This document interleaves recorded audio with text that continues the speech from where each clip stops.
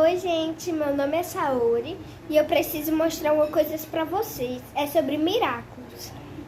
No episódio Anti-Bug tem uma coisa muito interessante. Eu tava assistindo aqui e vi. Se você parar nessa parte aqui...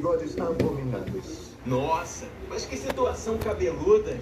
Ai, por favor, continue. Olha, nessa cena aqui... Nossa, mas que situação cabeluda.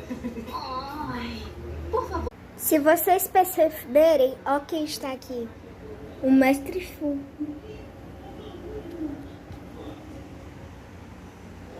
Então, o que será que ele está fazendo nesse episódio?